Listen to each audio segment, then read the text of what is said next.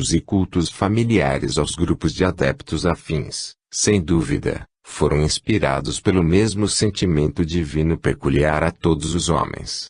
Devido à carência de escrita, os preceitos, votos, compromissos e as regras divinas, antigamente eram transmitidas de geração em geração através do veículo exclusivo da palavra. Assim, a ideia religiosa nasceu com a própria humanidade, porque todo homem é um espírito, qual lâmpada viva a fluir-se a luz de Deus para o mundo exterior. Houve sempre uma essência divina manifesta, intuitivamente, uma predisposição do homem vaticinar sobre o seu destino. Daí, as criaturas credenciadas nesse sentido e muitíssimo respeitadas como oráculos, pitonisas e videntes do passado, e que hoje seriam classificadas do mediunismo moderno. Impelidas pelo mesmo sentimento de afinidade e autoproteção, logo formaram-se castas de profetas e sacerdotes, que sempre existiram em todas as latitudes geográficas do globo, e agrupadas eletivamente pelos mesmos costumes e objetivos incomuns. Disso evoluiu um sentido religioso ou devocional, porque tais seres sempre se basearam na ideia de Deus, como um ente misterioso e sobrenatural, que tanto atemorizava o selvagem, quanto o civilizado. Todas essas organizações e instituições religiosas se identificam no âmago, portadoras de uma só unidade e adoração íntima da divindade, em face de Criador ser modelado como portador das mais sublimes virtudes do homem, elevadas à potência angélica. Os homens têm tentado caracterizar Deus sob todas as formas, ritos e cerimoniais, além de fórmulas e imagens antropomórficas. Então, não importa a diferença de credos, seitas, organizações, conjuntos ou instituições religiosas do mundo, porque nenhuma delas pode identificar a autenticidade ou a realidade divina. Daí, a necessidade de nascimentos periódicos de missionários e instrutores espirituais, que procuram aperfeiçoar ou elevar nos diversos povos e raças do mundo uma ideia mais autêntica de Deus.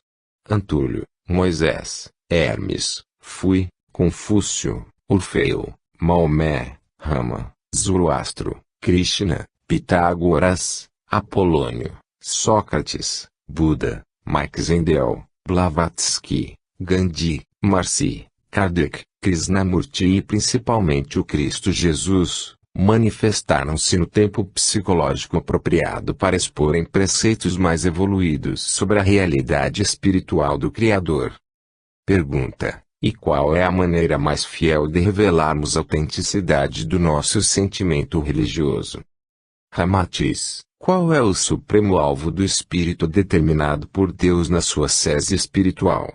Sem dúvida, é a felicidade, gozo inefável, plenitude de sonhos, ideais e emoções concretizados em realizações venturosas. Mas o caminho deve ser percorrido pelo candidato, sem causar prejuízo ao próximo nessa caminhada em busca do seu bem. É a única fórmula capaz de conduzir o homem à aventura sideral sem perturbar alguém. O amor é o combustível vital de Deus e o alimento seivoso da alma. Em consequência, o homem é espírito mais autêntico na sua manifestação religiosa, quando também revela sua natureza divina e amorosa. O próprio vocábulo religião, originário do verbo latino religare, entendido no sentido comum de religação da criatura ao Criador, também é eletivo ao vocábulo amor, pois o homem só pode religar-se a Deus pelos atos sublimes e favores amorosos ao próximo. O culto religioso, quer seja realizado através de ritos primitivos, ou manifesto pelos cerimoniais luxuosos, em reverência às imagens dos santos e profetas dos templos modernos, sob o incenso odorante e a decoração das flores, também é sempre uma forma do homem amar a Deus, porque o amor é a própria essência da divindade. Só um homem bom, justo e amoroso compreende o estranho mistério de que é preciso primeiramente esquecer-se de si mesmo e doar-se incondicionalmente ao bem alheio, se quiser ser feliz. No entanto, o homem comum e ainda escravo da animalidade, só entende a felicidade pela posse e o gozo exclusivo de bens até a saturação pessoal. Assim, o homem revela o seu sentimento religioso de modo autêntico, quando independente de frequentar templos, igrejas e organizações espiritualistas, ele ama o próximo tanto quanto a si mesmo. Se Deus é amor, e o seu amor irradia-se pela intimidade de todos os filhos, a criatura só pode religar-se a Deus através da incessante atividade de amar o próximo. Quando o homem transborda de amor pelo próximo, ele também amplia sua consciência e abrange maior área de Deus, porque o amor do indivíduo em direção a outrem é como a luz que aumenta de potencial pela maior capacidade da lâmpada. Pergunta: mas estranhamos que até os cultos dos pagãos maculados pelo sangue dos sacrifícios humanos ainda possam ser considerados como expressões religiosas geradas no amor do homem a Deus. Ramatiz: todo ser humano, mormente o seu atraso espiritual, busca Deus como supremo alvo de sua vida.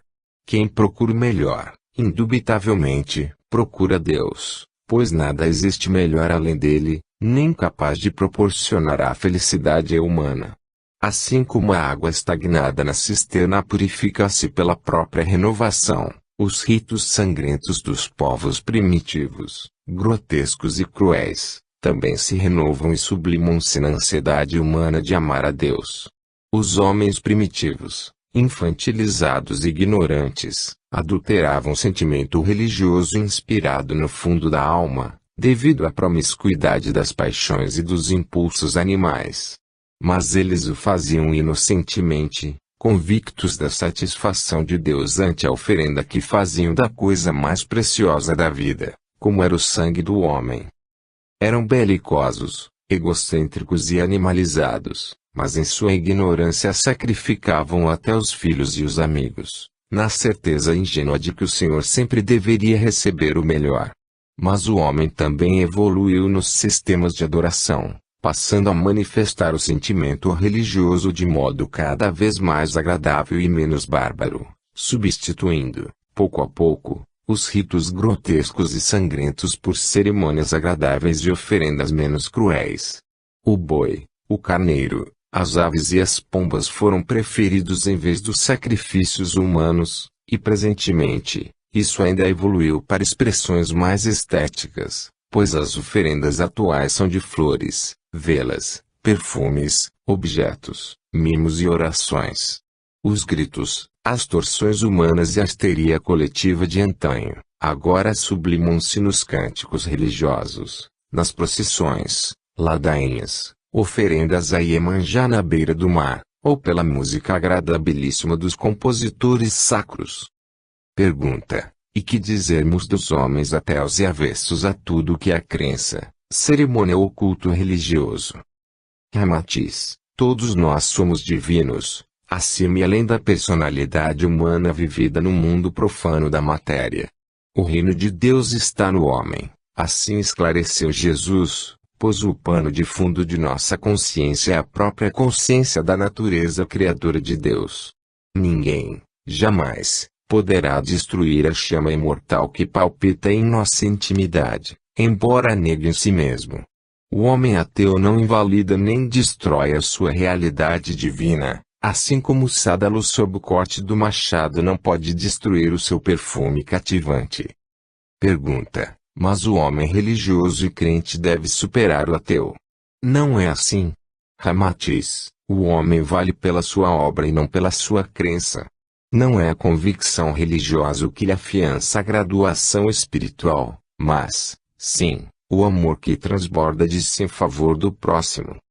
Os homens religiosos, sejam católicos, protestantes, espíritas, umbandistas, rosacrucianos, teosofistas, budistas, yogas ou iniciados, mesmo quando cumprem rigorosamente as regras esotéricas ou postulados litúrgicos, ainda podem ser apenas autômatos a cumprir obrigações de disciplinas, em horas especiais ou momentos religiosos, no ambiente venerável dos templos, das igrejas ou das instituições espiritualistas. O ateu, embora descrente de Deus, se vive dignamente no mundo profano, a sua função de esposo, pai, irmão, filho ou cidadão, É sempre superior ao religioso ou espiritualista, que se comporta bem no mundo sagrado dos templos, mas falseia no mundo profano da vida cotidiana. Mas se até as plantas buscam Deus e o amam, usufruindo da dádiva abençoada e criadora da luz, do calor e da linfa vital do solo úmido, porque o ateu também não buscaria Deus. Não é ele um espírito transitando pelo mundo em busca do melhor? E que é o melhor, em todo o cosmo, senão Deus, a felicidade suprema, latente e esquematizada no microcosmo da criatura humana. Embora o homem procure Deus pelos caminhos da negatividade, ou das práticas bárbaras e pagãs do passado, ele sempre desenvolve o amor como um processo de vitalização do espírito imortal. Pergunta: não seria o egoísmo responsável por toda a calamidade de sofrimentos e desventuras humanas?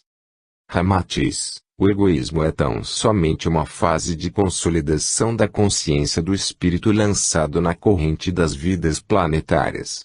Ele existe só quando arrecada e acumula avaramente, na ansiedade de ser alguma coisa e formar a sua própria personalidade no interesse pessoal de possuir. Os próprios rios só crescem através da fase de atrair e incorporar a si todos os afluentes menores que surgem no seu curso. Mas, depois de fartos de água, então se transformam na fonte altruística e pródiga de vida em seu seio, e alimento precioso em suas margens. Pergunta: que dizeis dos sentimentos de ódio, ciúme ou inveja, que são contrafações do amor? Ramatiz: através da doutrina católica, espírita, protestante, teosófica, rosacruciana ou yoga, o homem aprende que só existe um Deus, como a causa original do universo e do amor infinito onipresente em todos os homens e em todas as coisas. Obviamente, embora os nossos dizeres possam chocar-vos, ainda palpita no seio do próprio ódio o potencial do amor subvertido numa inversão negativa. O ódio, ciúme ou a inveja, são estados de espírito do homem produzidos pela frustração do amor próprio, por não obter o melhor que deseja só para si e nada para os outros. A vingança, que surge do ódio, é a infeliz e desesperadora solução adotada pelos incapazes de explorarem o próprio amor latente em suas almas, e que, desenvolvido, compensaria regiamente a falta dos tesouros transitórios do mundo material. Portanto, a forma negativa e censurável do ódio ou ciúme só desaparece quando for desenvolvido o amor na sua forma positiva. Mas como libertar a cicuta do seu veneno, antes de a sublimarmos nos enxertos das espécies benfeitoras? A doçura, a lealdade e a devoção do cão para o homem, porventura, não é o mesmo ódio feroz do lobo selvagem depois de sublimado em amor pela domesticação? O ódio só existe enquanto não chega o amor. Por isso, ninguém se perde no seio de Deus, porque o amor indestrutível e criador precisa apenas ser desenvolvido para embeber o homem na felicidade.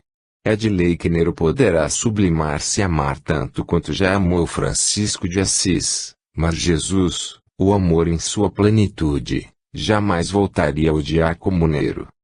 O ódio é apenas o amor enfermiço, intoxicado, o desespero da animalidade sonhando com a angelitude.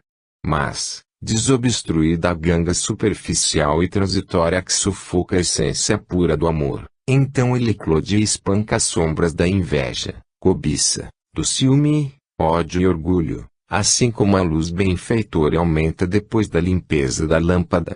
Por isso, os sacerdotes, líderes, mestres e preceptores espiritualistas esforçam-se para desenvolver o amor nos homens e ajudá-los a eliminar o ódio, o ciúme, a inveja e todos os resíduos animais, que ainda pesam na linhagem humana.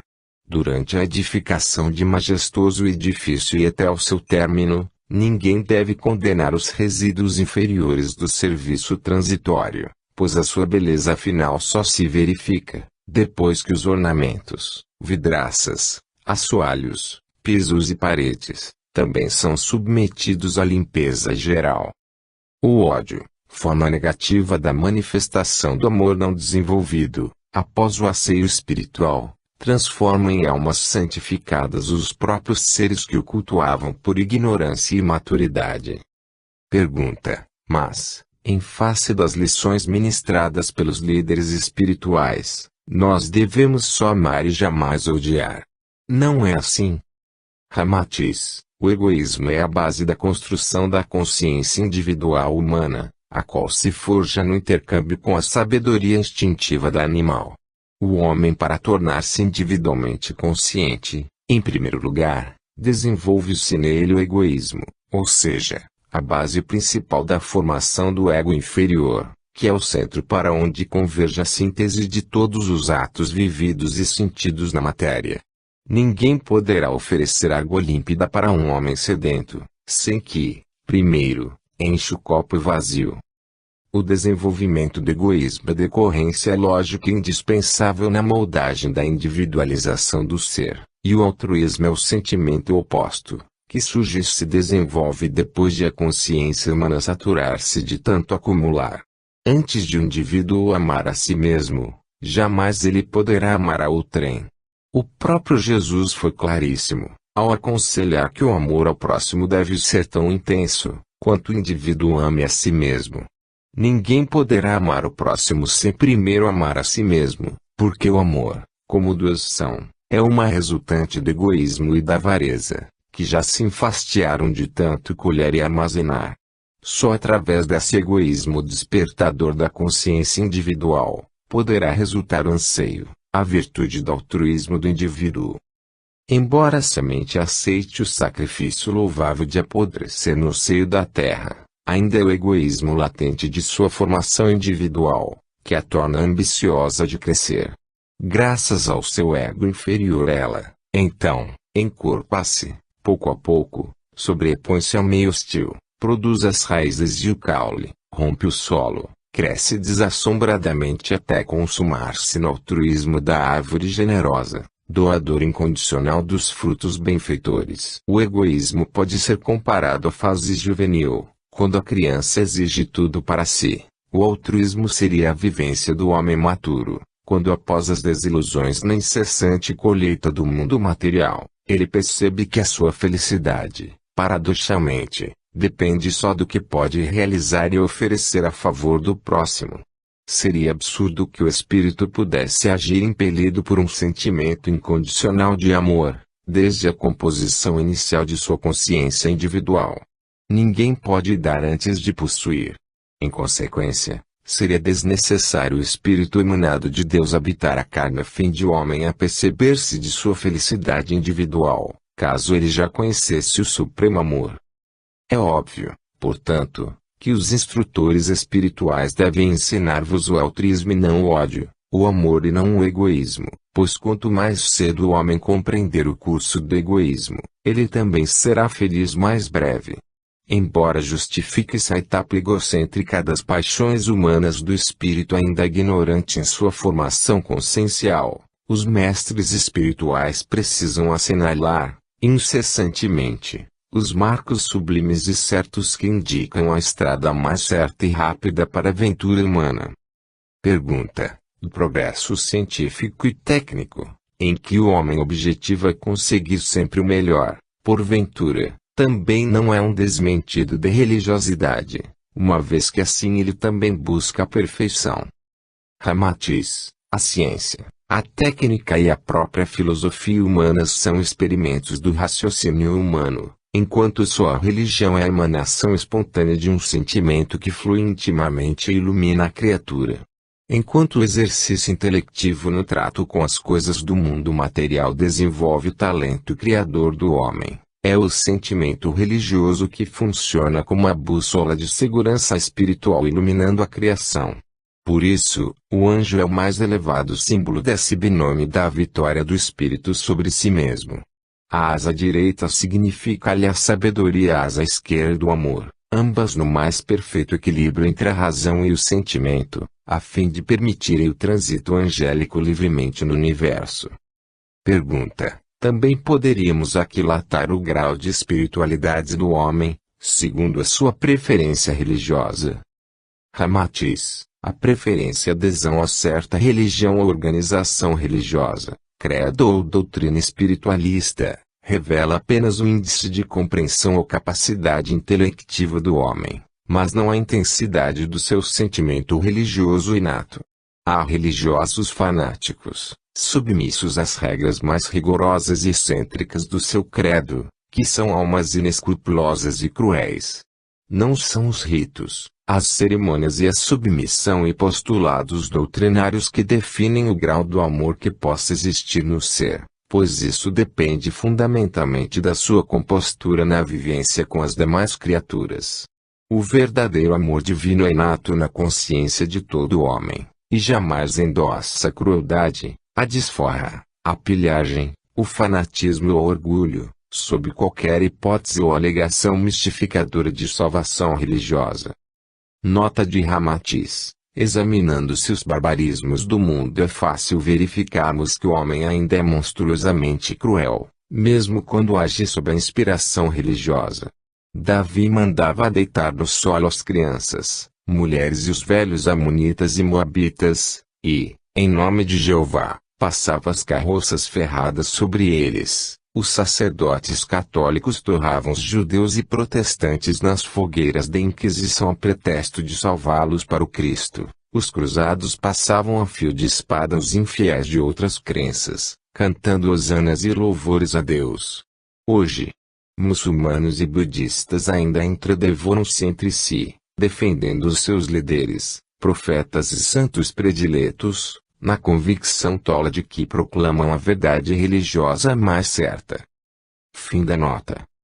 Nada tem a ver o exato sentido de religião, como expressa o amor divino, com os momentos transitórios e as horas especiais sagradas, vividas em dias e horas programados na intimidade dos templos e instituições religiosas da missa católica, do culto protestante, da evocação da sessão espírita, do trabalho de terreiro, da reunião teosófica, esotérica ou rosacruciana. Isso pode ser apenas convenção tácita de homens que se reúnem vinculados pela mesma simpatia ao mesmo credo e preferência espiritualista.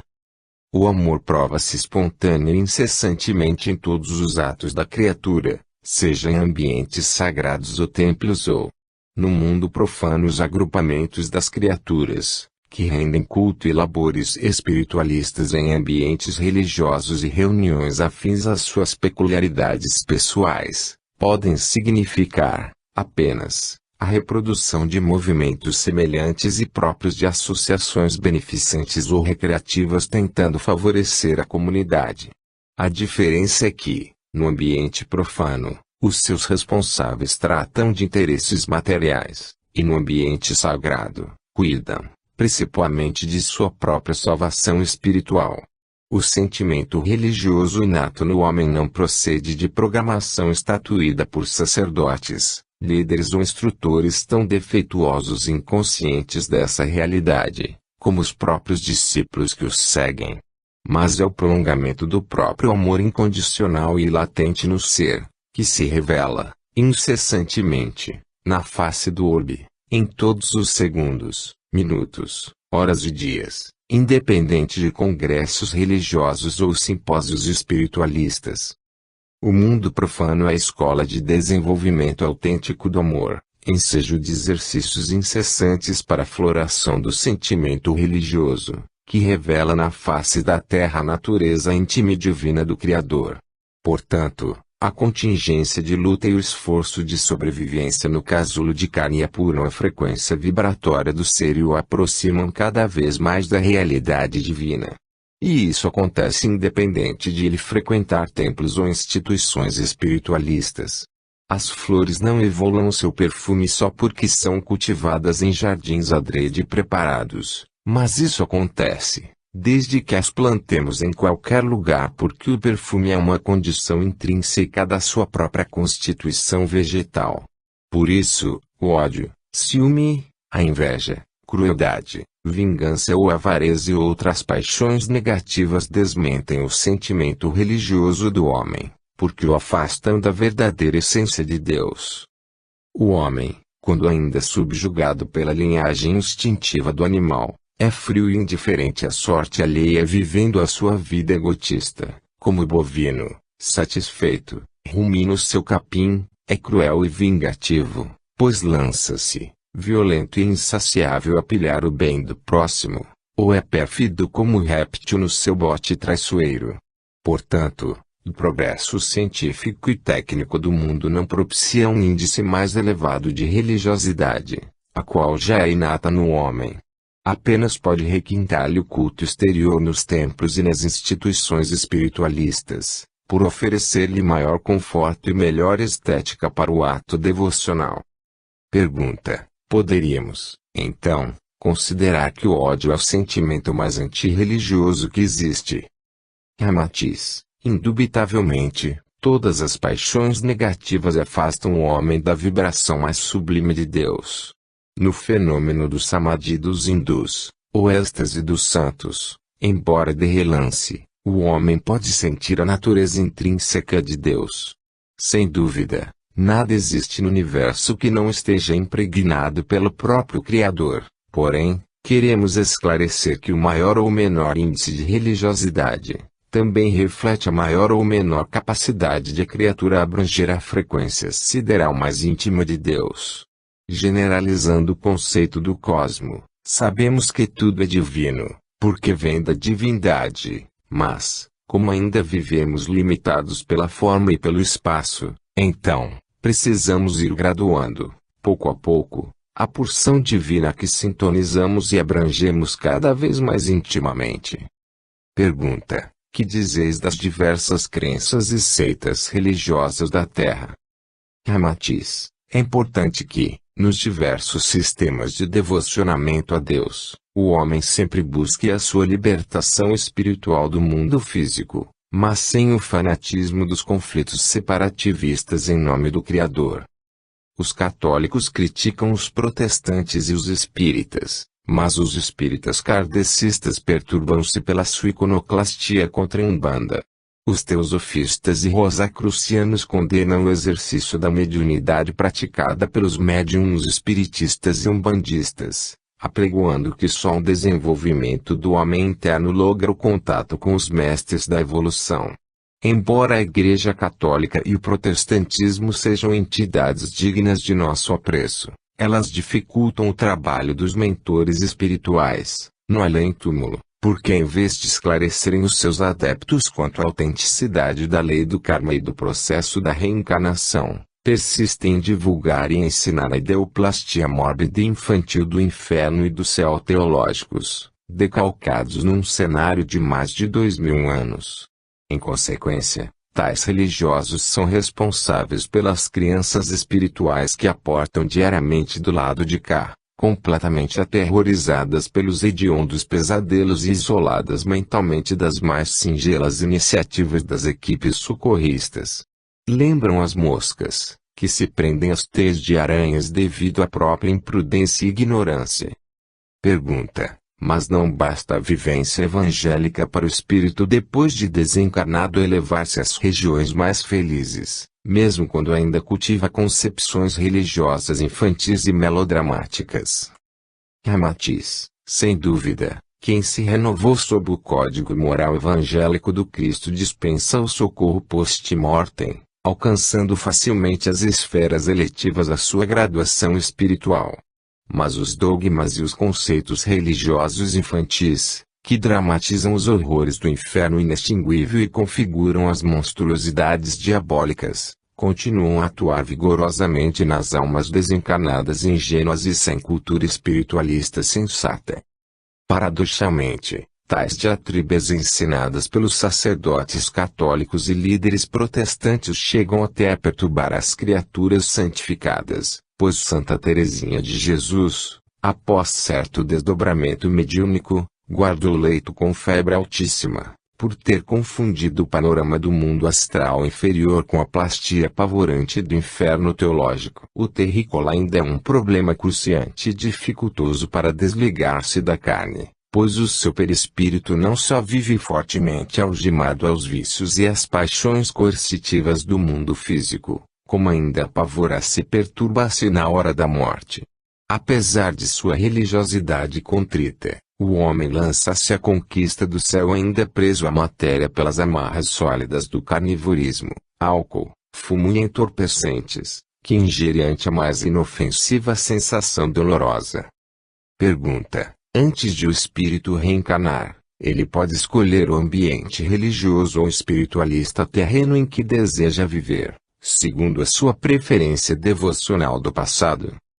Ramatiz: o espírito do homem renasce na carne com a ideia inata de Deus, que vibra na sua mente espiritual por força da sua vivência no espaço. Sem dúvida, ao viver na matéria, ele inclina-se para o credo, religião ou doutrina espiritualista mais eletiva ao grau do seu sentimento religioso já desenvolvido. Em geral, desde a infância o homem sofre influência religiosa diretamente dos pais, professores e sacerdotes, que pretendem impor-lhe o credo ou a doutrina de sua devoção. Mas o espírito reencarnado também acaba seguindo a sua própria índole religiosa, pois até os padres e pastores consagrados pela influência ou imposição da família, às vezes desligam-se da Igreja Católica ou do protestantismo, para aderir a outras doutrinas que melhor sintonizam-se à sua graduação espiritual, como o Espiritismo, Rosacrucianismo, a Umbanda ou doutrina teosófica. O homem muda de credo conforme a expansividade do seu sentimento divino inato, e busca incessantemente a organização religiosa que melhor atende à sua nova ansiedade espiritual. Mas, infelizmente, quase todos os crentes apenas mudam de rótulos religiosos, enquanto prosseguem na mesma disposição fanática e sectarista, lembrando o velho provérbio de que a raposa muda de pele, mas não muda de manha. Os cultos religiosos exteriorizam na tela do mundo o princípio divino que anima o espírito, variando a preferência pelo rito complexo ou simples, segundo a constituição espiritual do indivíduo. Há católicos que não confiam nos sacerdotes, outros, católicos tradicionais, nem frequentam as igrejas.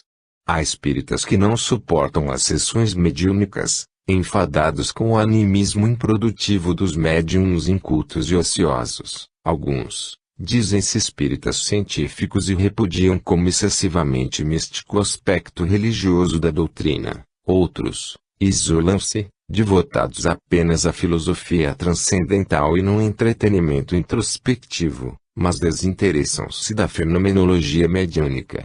Enfim, também há espiritistas que consagram os fenômenos mediúnicos como absoluta necessidade de garantirem a revelação do espírito imortal, em vez da cogitação filosófica duvidosa. Pergunta: pressupomos que nenhum espírito renasce na Terra, sob o determinismo fatal de ser padre, pastor, médium ou espírita. Não é assim? Ramatiz: o homem, quando criança, deve aceitar e seguir aquilo que os seus preceptores consideram o melhor, e, quando adulto, então, pode escolher o que melhor lhe convier. Isso também acontece com o espírito, que pode escolher ou viver na terra de maneira mais afim ao seu discernimento espiritual. Quer seja padre, pastor ou médium, ou nasça sob a égide de determinada influência religiosa, de pesquisa científica, especulação filosófica, artística ou literária, obedece sempre ao esquema kármico do melhor aproveitamento. Como não é a crença, mas a obra humana que gradua o ser, pouco importa ao espírito encarnado ser um sacerdote católico, pastor protestante, bonze budista, rabi judeu, médium kardecista, mentor esoterista, mestre rosacruciano, líder teosofista ou cavalo de umbanda. Interessa-lhe, somente, o que poderá experimentar e sintetizar para desenvolver os dons do espírito na escola de educação espiritual da Terra. As organizações religiosas e instituições espiritualistas terrenas são apenas etapas do curso angélico, assim como os estabelecimentos escolares devem alfabetizar e instruir os seus alunos. Há oportunidade para todos ressarcirem-se do passado delituoso. O homem tirano pode amenizar o seu despotismo pregresso envergando o hábito de um frade em existência posterior, atenuando a sua índole selvática ou agressiva sob a condição de humilde religioso. Os ambientes religiosos, tanto podem servir de catalisadores de sentimentos nobres adormecidos nos homens, como ensejos para corrigir e disciplinar os excessos do passado. Graças à oportunidade abençoada de poderem expandir o seu sentimento religioso, a sombra amiga da Igreja, forjaram-se gigantes da espiritualidade como Antônio de Pádua, Francisco de Assis, Dom Bosco, Vicente de Paula, Teresinha de Jesus, João 23 e outros. Depois de um polimento espiritual tão louvável, o espírito pode renascer sob o paraninfo de qualquer credo religioso, filosofia ou instituição espiritualista e exaltará sempre o ambiente onde viver. Seja judeu, islamita, católico, protestante, budista, espírita, umbandista, rosacruciano ou teosofista, há de ser sempre um homem santificado. Os cultos, as organizações religiosas ou espiritualistas do mundo são apenas o caldo de cultura que revela o sentimento divino e latente no espírito submerso na carne. Mas eles devem sobreviver apesar das contrafacções dos seus adeptos e discípulos, pois é de lei que as instituições ficam e os homens passam. Pergunta: qual é a tarefa mais importante das religiões? Disciplinar o sentimento divino e religioso do espírito encarnado ou aperfeiçoar a ideia de Deus no mundo da carne. Ramatiz: o sentimento divino religioso não precisa ser disciplinado, mas apenas liberado, assim como a luz se projeta mais intensa e brilhante, conforme seja a limpidez da lâmpada. Por isso, a principal função das organizações religiosas do mundo é catalisar o sentimento do ser humano e orientá-lo para extravasar religiosamente através da lâmpada viva do corpo. O sentimento religioso, inato no indivíduo, reativa assim sua essência na ação exterior do culto e nas oferendas delicadas e sublimes da atividade humana religiosa. Pergunta: não seria suficiente recordarmos os acontecimentos das existências passadas, para então vivermos religiosamente as nossas obrigações espirituais no presente? Cremos que assim poderíamos dispensar a complicação das organizações religiosas. Ramatiz: é a piedade divina que faz o espírito encarnado não se lembrar das vidas anteriores, cujos acontecimentos trágicos e tenebrosos poderiam perturbá-lo nas futuras existências redentoras. O sacerdote, o médico, o militar, o professor ou advogado precisam viver a sua nova experiência reencarnatória, como se a fizessem pela primeira vez estimulados pela esperança de um futuro feliz.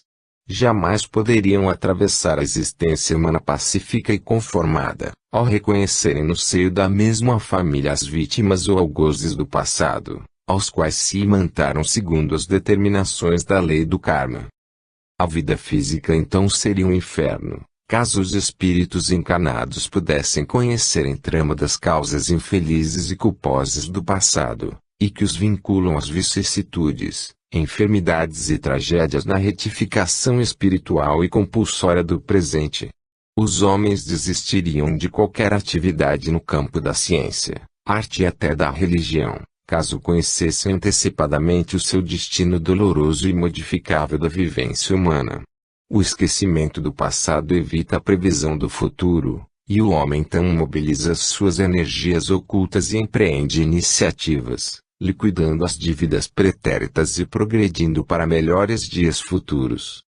Embora existam pessoas que podem recordar os quadros atrozes e culposos do passado, elas são incapazes de suportarem a memorização trágica e, ao mesmo tempo, equilibrarem-se no presente. Por isso, as seitas religiosas e instituições espiritualistas procuram ativar no recesso da alma humana a chama do sentimento religioso, estimulando a prática das virtudes libertadoras e proibindo os pecados que algemam o espírito à vida animal. Nota do médium: espiritualmente, a recordação do passado depende muito da sensibilização psíquica aliada à compreensão de nossos equívocos de ontem, mas sem provocar desequilíbrios e complexos pré-reencarnatórios. Mas, tecnicamente, O principal fundamento da recordação pregressa ainda é segundo a natureza mais translúcida do duplo etérico, a ponte vital entre o perispírito e o corpo físico, portanto, o transmissor das ocorrências fixadas no arquivo do espírito. Fim da nota.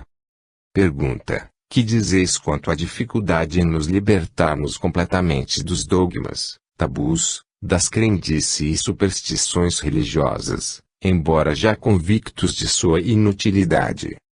Ramatiz: o espírito humano vive há milênios condicionado a dogmas, tabus, crendices e superstições cultivadas pelas organizações religiosas, através das diversas encarnações passadas, as quais procuram atemorizar os fiéis, mas nada esclarecem quanto à verdadeira vida do espírito após a morte física.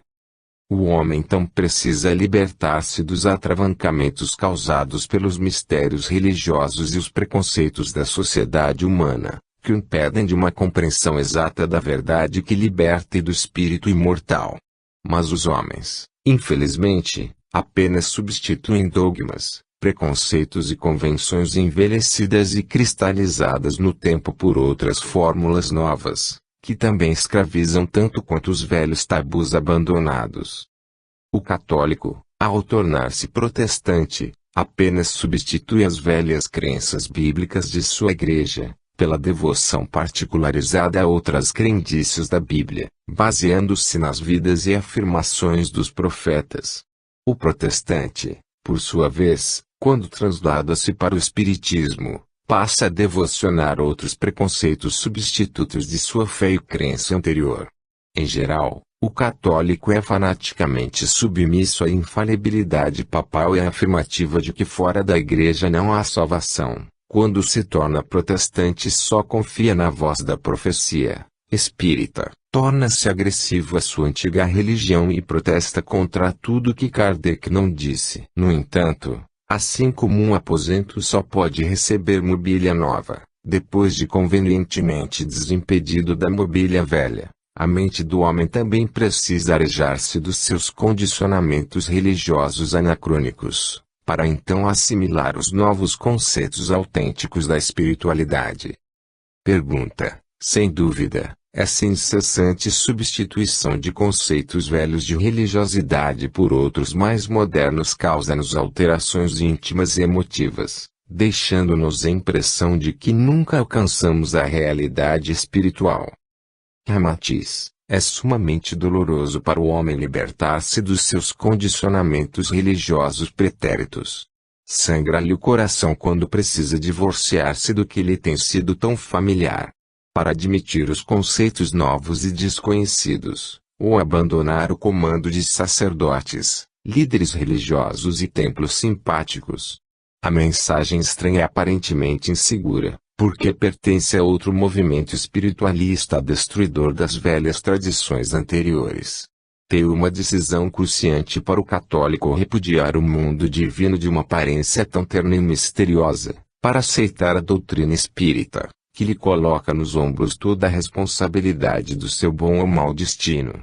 É preciso dispor de certo espírito heróico, destemeroso e, às vezes, até irreverente, para o homem deixar o que é conhecido pelo novo, mas duvidoso. Nota: diz certo trecho da extraordinária obra Luz no Caminho, de Mabel Collins, editada pela Livraria do Pensamento, sobre a sangria espiritual. Quando abandonamos a nossa crença e ideia familiar para aceitarmos outra crença ou doutrina, antes que os olhos possam ver, devem ser incapazes de chorar. Antes que a voz possa falar em presença dos mestres, deve ter perdido a possibilidade de ferir. Antes que o ouvido possa ouvir, deve ter perdido a sensibilidade. Antes que a alma possa erguer-se em presença dos mestres, é necessário que os pés tenham sido lavados no sangue do coração. Fim da nota. O poeta sofre atrozmente no seu excessivo sentimentalismo, quando o cientista lhe esclarece que o poente marchetado de cores fascinantes é apenas uma ilusão de ótica produzida pela refração dos raios luminosos do sol no crepúsculo da Terra.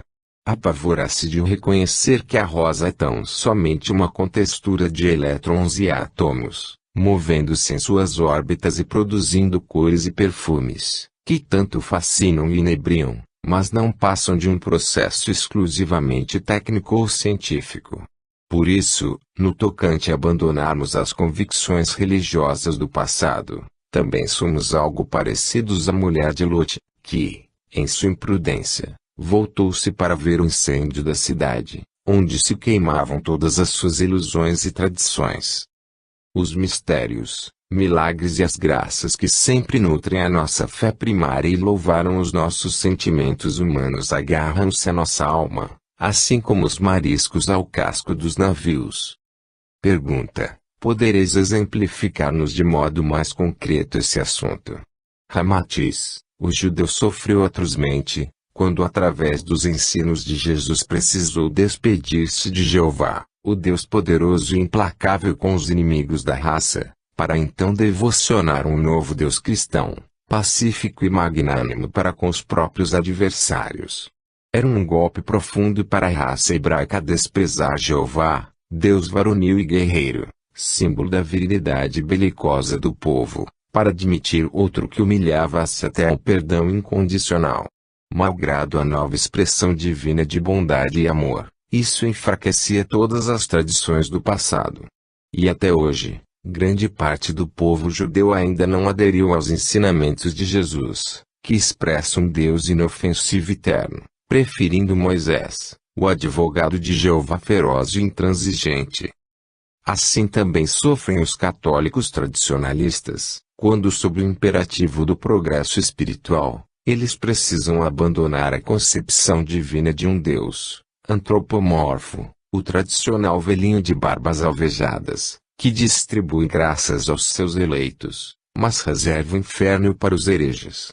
Feira uma nova concepção de um Deus impessoal, espécie de inteligência infinita, como propagam os espíritas, cuja expressão indefinida o mantém distante dos problemas humanos. Evidentemente, com o decorrer do tempo, os espíritas também sofrerão a dor atroz de uma nova concepção de Deus além de uma inteligência infinita, por outra ainda mais adequada ao progresso incessante da criatura humana. Já se delineia, na Terra, nas entrelinhas de alguns instrutores encanados, ensinamentos que, para os próprios espíritas e outros espiritualistas, podem parecer heréticos. Nota: cremos que a concepção friamente monista de Krishnamurti, carregando toda a responsabilidade divina sobre os ombros do próprio homem, numa exposição rasante e demolidora da velha ideia deísta, malgrado a sua aparência herética, é algo de novo da pesquisa humana de Deus. Mas é evidente que a mensagem krishnamurtiana do pensar reto e autoconhecimento do homem já tem sangrado o coração de muito religioso sentimentalista, por cujo motivo há católicos, protestantes e espíritas, que julgam Krishnamurti um indiscutível ateu. No entanto, quase todos os religiosos ignoram que Jesus foi crucificado porque os judeus e romanos puderam enquadrá-lo sob a punição das leis da época, como subversivo e anarquista, apesar da ternura e beleza do seu evangelho. No seu tempo, Jesus demoliu todas as regras e composturas sociais, criticando o senso de justiça e a distribuição irregular das riquezas. Diz Krishnamurti que é preciso o homem matar o velho Deus, limpar a mente das quinquilharias do passado, a fim de evitar a exploração religiosa de outros homens tolos e encontrar a divindade no microcosmo de nossa própria alma. Fim da nota. Os mais avançados pensadores do espiritualismo e da religiosidade humana afirmam que Deus está no homem, que o homem foi feito à imagem de Deus, ou que o Pai e o Filho são um, mas, na verdade, eles dizem essas coisas, assim como alguém anuncia um novo tipo de refresco ou sabonete. Provavelmente, eles ficariam perplexos e atordoados, caso conhecessem as concepções que as cerebrações religiosas e filosóficas de outros orbes superiores fazem da divindade. Pergunta: qual é a diferença que existe entre o conceito de amor crístico e amor cristão? Ambos não definem a mesma coisa. Ramatiz: crístico é um termo sideral, sinônimo de amor universal, sem quaisquer peias religiosas, doutrinárias, sociais, convencionais ou racistas. É o amor divino e ilimitado de Deus, que transborda incessantemente através dos homens independente de quaisquer interesses e convicções pessoais. Cristão, no entanto, é vocábulo consagrado na superfície do orbe que define particularmente o homem seguidor de Jesus de Nazaré, isto é, adepto exclusivo do cristianismo. Os cristãos são homens que seguem os preceitos e os ensinamentos de Jesus de Nazaré, mas os crísticos são as almas universalistas e já integradas no metabolismo do amor divino, que é absolutamente isento de preconceitos e convenções religiosas. Para os crísticos não existem barreiras religiosas, limites racistas ou separatividades doutrinárias, porém, flui-lhes um amor constante e incondicional sob qualquer condição humana e diante de qualquer criatura sadia ou delinquente. Em sua alma vibra tão somente o desejo ardente de servir sem qualquer julgamento ou gratidão alheia. O crístico é um homem cujo dom excepcional de empatia o faz sentir em si mesmo a ventura e o ideal do próximo. O homem cristão, no entanto, pode ser católico, protestante, espírita, rosacruciano, teosofista, umbandista ou esoterista, mas só o crístico é capaz de diluir-se na efusão ilimitada do amor, sem preferência religiosa ou particularização doutrinária. Para ele, as igrejas, os templos, as sinagogas, as mesquitas, as lojas, os tátuas, os centros espíritas, os terreiros de umbanda ou círculos iniciáticos são apenas símbolos de um esforço louvável gerados por simpatias, gostos e entendimentos pessoais na direção do mesmo objetivo, Deus. O prefixo vibração Cris subentende incondicionalmente, na tradicional terminologia sideral, a existência do amor ilimitado, que Jesus de Nazaré, o médium sublime do Cristo planetário da Terra, o revelou nas fórmulas iniciáticas do Evangelho da humanidade terrícola.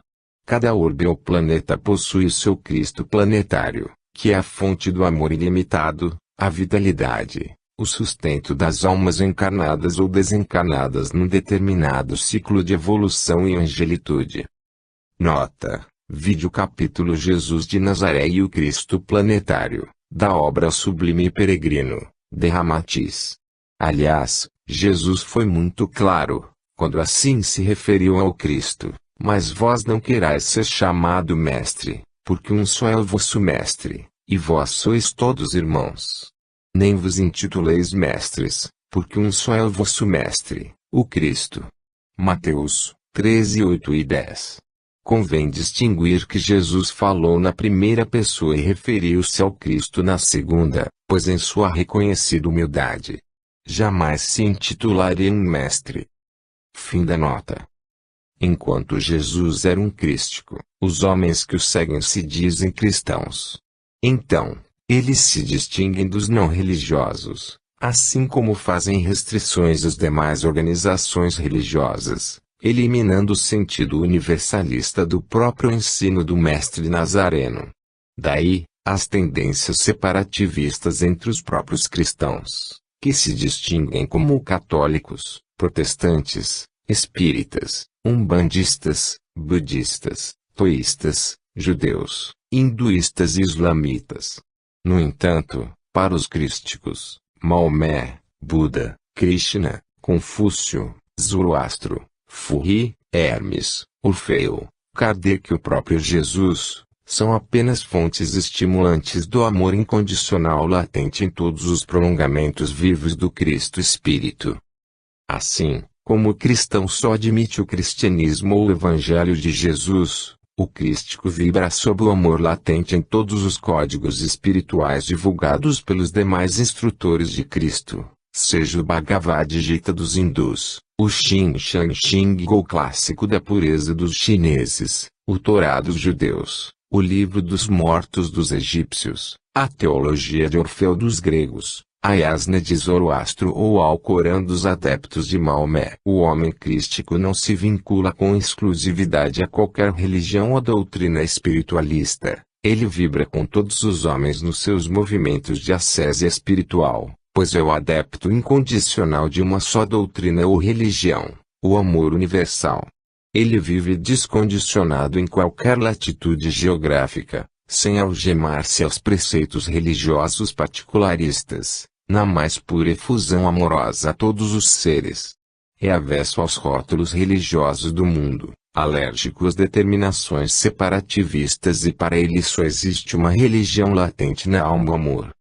Pergunta: qual é a significação do Espiritismo no conceito de religião, tratando-se de uma doutrina que não cultua ritos, não admite compromissos nem regras religiosas? Ramatiz: o Espiritismo, como doutrina codificada para a divulgação popular da realidade espiritual, é também a fonte de amor vinculada à aura amorosa do Cristo planetário da Terra. Cumprindo-lhe efetuar determinadas correções no dogmatismo excessivo e crença supersticiosa dos terrícolas, então rejeita símbolos, fórmulas misteriosas, liturgias cansativas e o manuseio de objetos adorativos, a fim de que os seus adeptos entrem em contato mais rápido com a fonte crística da vivência humana. Enquanto os religiosos dogmáticos demoram mais tempo entretidos nas cerimônias litúrgicas ou obrigações doutrinistas do mundo, os espíritas podem conseguir melhor aproveitamento de tempo na busca da realidade espiritual, mais pela ação do que pela adoração. As religiões são como os caminhos do mundo: quanto menos atravancamento de calhaus e touceiras de mato, o viandante chega mais breve ao seu destino.